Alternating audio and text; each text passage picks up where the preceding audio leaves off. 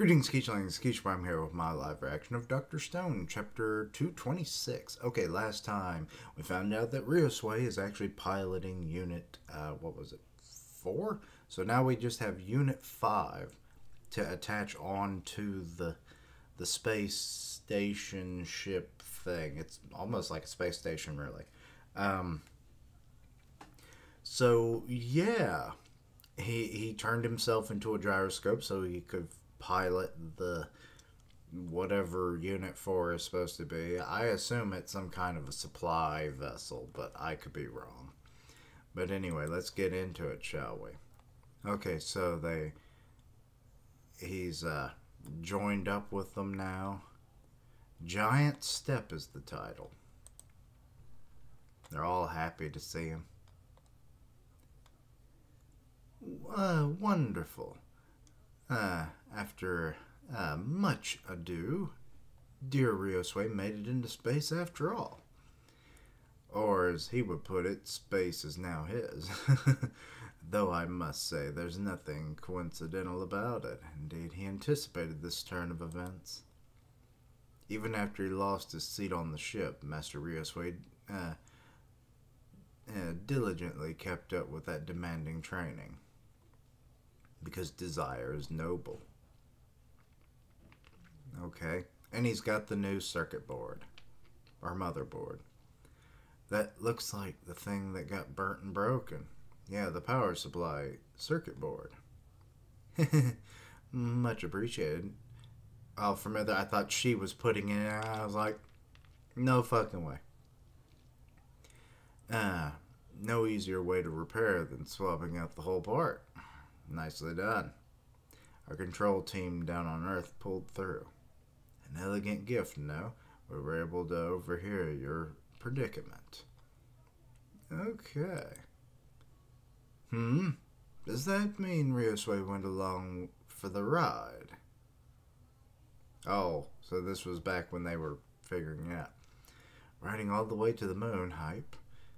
And once petrified, I'll just be another piece of cargo. Not an extra drain on the life support resources. That's if you can be petrified. Yeah, though it's gonna be kinda cozy in here. Time to run the numbers again. There's plenty to recalculate. Okay, so Unit 4 has connected, and what the hell? I think all it did was add landing gear? Because that's like the lunar lander, right? Let's see here. By transmitting radio waves between ship and Earth, the ship's current position can be measured based on transmission time. The same waves also come with a Doppler effect, which allows us to measure the ship's current speed. Doppler effect? Jeju, just go with it. You know how an ambulance goes wee woo when it's racing towards you, but when it's moving away, the sound gets lower, like wah woo, wah woo. That's the Doppler effect. Position and speed. Even with our astronauts off in space, we can keep track of their movements. Again with those waves, useful little things, aren't they? Working for us in cell phones and microwave ovens too. Right now, Senku and friends are going 38,000 kilometers per hour. 38,000? Yeah, even planes only fly at about 1,000 kilometers per hour, right? Indeed, spaceships are the fastest vehicles created by mankind. Okay. So they've fossilized again. And they're approaching the moon. 3 days later. Wait, the main capsule is...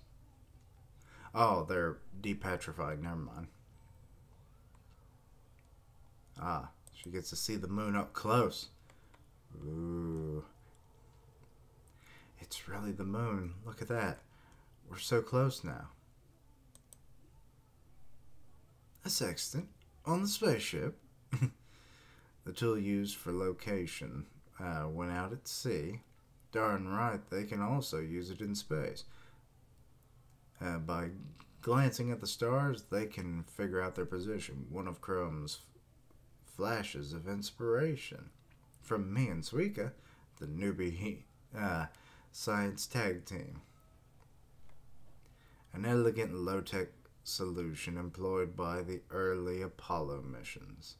Of course, they already knew. Yeah, sad.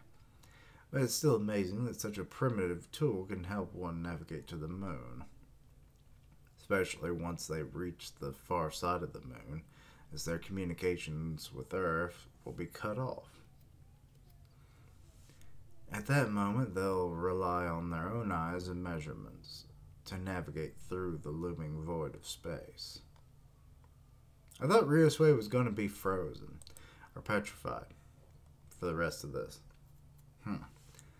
The back of the moon is all bumpy and lumpy. Yeah, it's because that's the side that gets pelted the most with shit. Yeah, we always see the same side of the moon from Earth, and the backside's an ugly mess. Those craters are evidence of meteorite strikes, where our moon got the hit for our home planet. So without us even knowing it, the moon's been protecting the people of Earth. Aw. Now regarding which of us will step foot on the guardian deity, just in case the trip goes sideways and turns into a one-way suicide mission, the plan was to only send 3 folks in the lunar lander.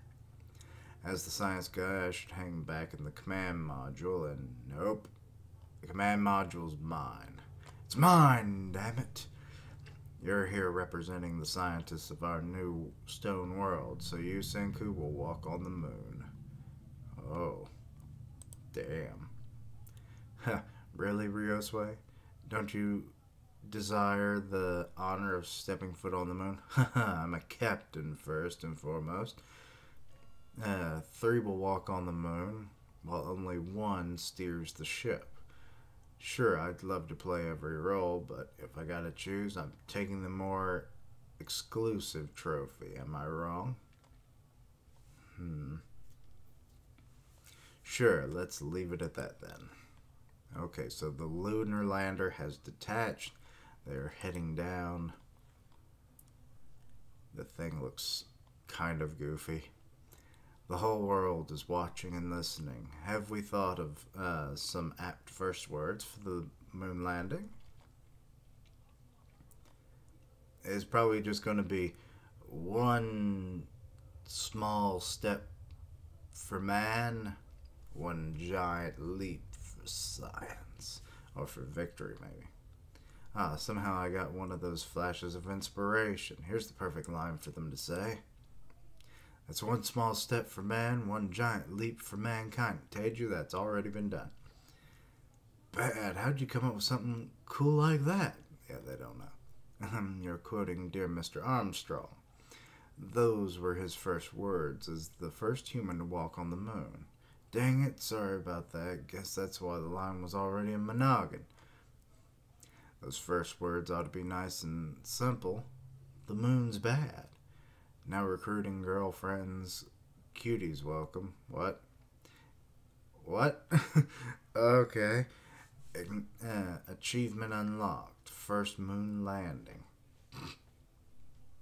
Is this turning into some kind of improv? Yes it is. I suppose it's up to our astronauts to decide, right?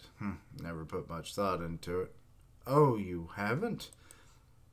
Of course he hasn't. He don't care. That said, compared to the landings of the 21st century, our lunar mission's meaningful in a whole different way. Yeah, it isn't just a space race anymore.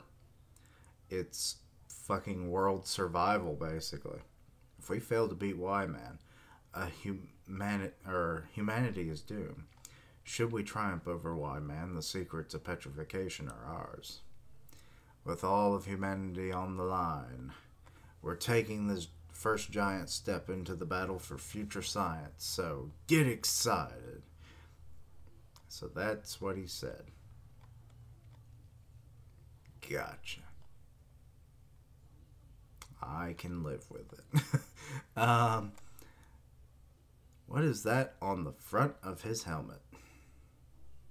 So weird. I don't know.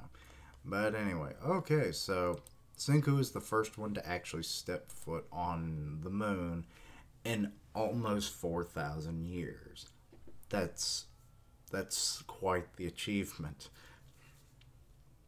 So, his dreams of always making a ship and everything, that's come true. Him being in space and stepping on a celestial body has happened. Great day for science. But yeah. Not really sure exactly what's to happen now. It's kind of hard to make predictions. Will Y Man just kind of like give them the lay of the land and, you know, kind of just let them explore and whatnot and then strike? Or is it just going to be almost immediate where he does something? I have no idea. But anyway, overall, the humor was nice. As always, the characterizations, for Ryosui, that was very humble of him, but also, he's like, I'm overseeing the whole damn thing, so victory is mine. I desire nothing more. But yeah, so that also was the... But yeah, so that's the case. I don't really know what else to say.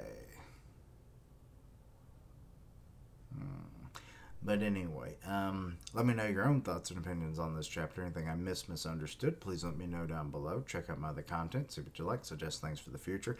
I have 4 other videos uploading today, so it's going to be a packed upload schedule today. So stay tuned for that. Links down below for all my social media so you can keep up with my content and have ways to contact me. I stream on Twitch where I do gaming, and I'll tweet out when I go live. Part of the One Punch Man podcast on Grim Reaper's channel, so go check that out. And as always, later days, and we made it to the moon! It was a fine day for science.